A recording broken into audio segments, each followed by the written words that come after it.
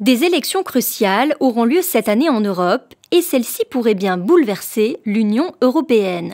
Les plus importantes se dérouleront en France et en Allemagne. Depuis l'ouverture du bureau d'Euranet Plus à Bruxelles, notre équipe a interrogé plusieurs des candidats à ces élections sur les enjeux actuels de l'Union européenne. La question migratoire reste clairement l'enjeu principal pour les candidats aux élections, en France comme en Allemagne. En Allemagne, l'ancien président du Parlement européen, Martin Schulz, fait campagne contre Angela Merkel. Pour Martin Schulz, l'égoïsme des États membres n'a pas changé sur cette question. The precondition is that we have a sharing of quotas between the 28 member states of the European Union. I'm here in this house since 20 years.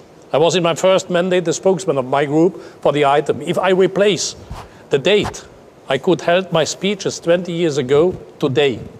Nothing has developed. En effet, 2 ans plus tard, rien n'a changé.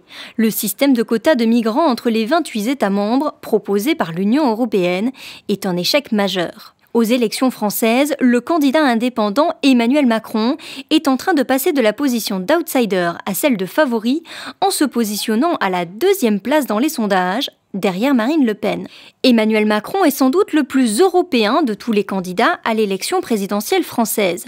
Pourtant, lors d'un débat avec BFM Business, membre d'Euranet Plus, Emmanuel Macron a déclaré que l'Union européenne devait laisser la France gérer elle seule son déficit économique.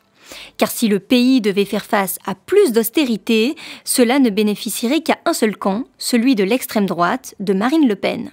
Aucune économie de ce continent n'a fait ce que la France est en train de faire. Et à chaque fois qu'on va dans le sens qui consiste à dire « vous n'allez pas assez loin », d'avoir en quelque sorte une approche qui ne serait que par le chiffre, sans regarder d'où on vient, sans regarder la dynamique, sans regarder l'anémie de la croissance européenne, eh bien, on fait le jeu des populistes. De son côté, Marine Le Pen est menacée par une affaire financière.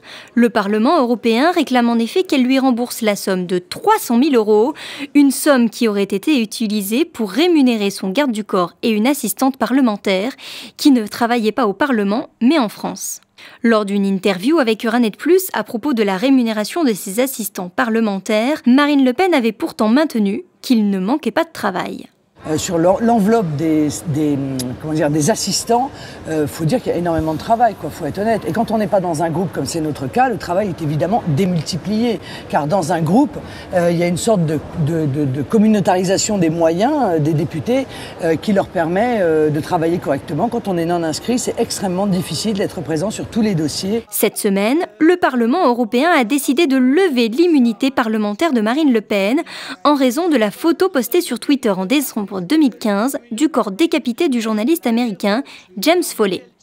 Cette nouvelle affaire s'ajouterait donc à ses problèmes financiers et la levée de l'immunité parlementaire pourrait relancer ses ennuis avec la justice. Les faits qui lui sont reprochés sont punis de 3 ans d'emprisonnement et de 75 000 € d'amende. Les Français voteront en avril et en mai, les Allemands en septembre. Quel que soit le résultat, ces 2 élections devraient façonner l'avenir de l'Union dans son ensemble.